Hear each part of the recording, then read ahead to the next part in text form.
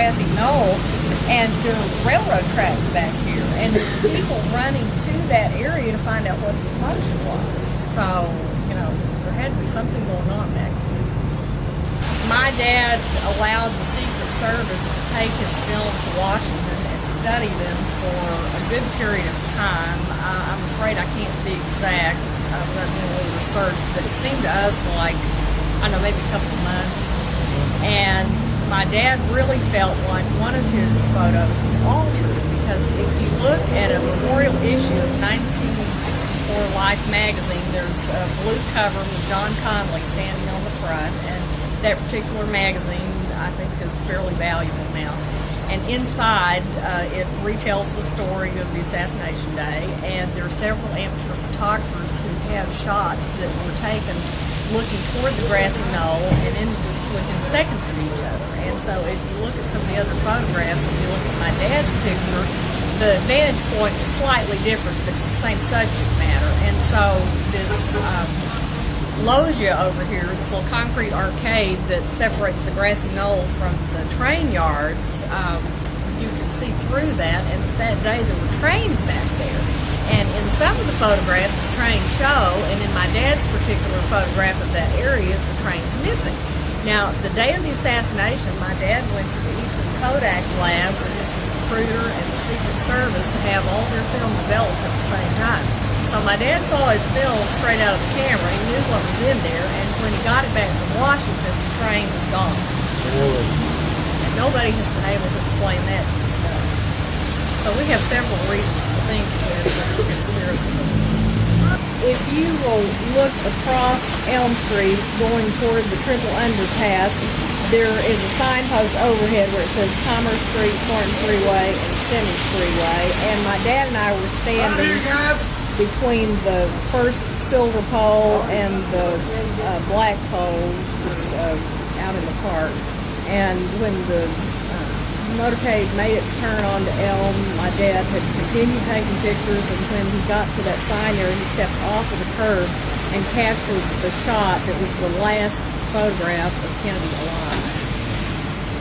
And then the shots continued. Thank you. Like I said, there are several photographs that a lot of people have not seen, and these are more than you would see inside the museum. How do you feel about the museum? I think they're doing an excellent job, quite honestly. They try to be objective and just present what happened. And they concentrate on Kennedy's administration. And I think they've done it as tastefully as possible. Okay, this is the first photo my dad took as the motorcade proceeded toward the red courthouse that you see over here. This is the lead car in the motorcade, and the limousine will be right back here. Okay, here's the presidential limousine. Here is Kennedy.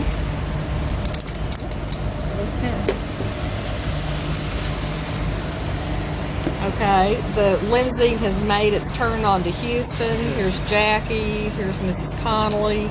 The Governor Connolly is right here, and here's President Kennedy. And my mother, so cute, she's always said that she didn't realize how red his hair was, but it was so sunny that day. He had the most gorgeous hair. So you were actually up on the corner of Houston and Elm, and then hustled down here. Well, Houston and Maine, and came down Houston to this corner, which is Houston and Elm. Yeah. Okay, so they are proceeding across this little short block of Houston Street. Here's the presidential limousine. This is the Secret Service car that they call the Queen Mary.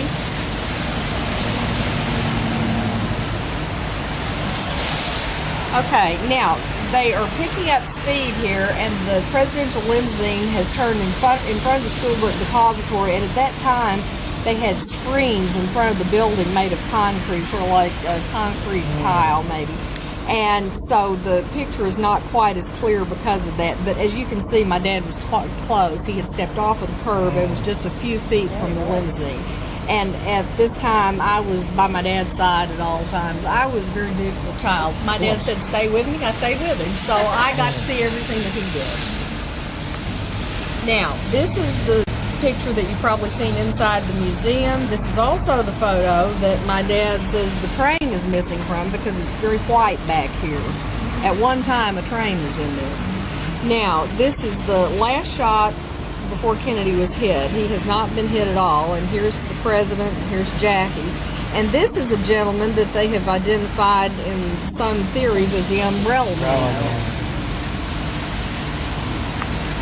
You weren't aware of any shots to this point in time? There were no shots until after this shot, or photograph. Okay, now, the shots have occurred. The president's limousine has made it down to this area just before the triple underpass. Another thing that's really odd, this gentleman was identified as someone who worked in maybe a shoe shop, and he is just walking along whistling like nothing has ever happened. Just walking up the road, just oblivious to the world. Anybody know who he is? I don't know his name. I think it's possible that he's been identified, but I personally don't know. I'd have to do a little research on that also. This is a press car, and people have, this is the Newman family. This lady and the two little boys, this is the Newman family. And they have, covered their children, and they're looking up the hill. And a lot of people seem to think that a gunman could have been in this area behind the picket fence. There are also some railroad workers up here. Read your books and you'll get to read about all these people that they talk about. But anyway, everybody is running this direction, partly because of the presidential limousine, but they're not running toward the school book depository, and they didn't run to the depository.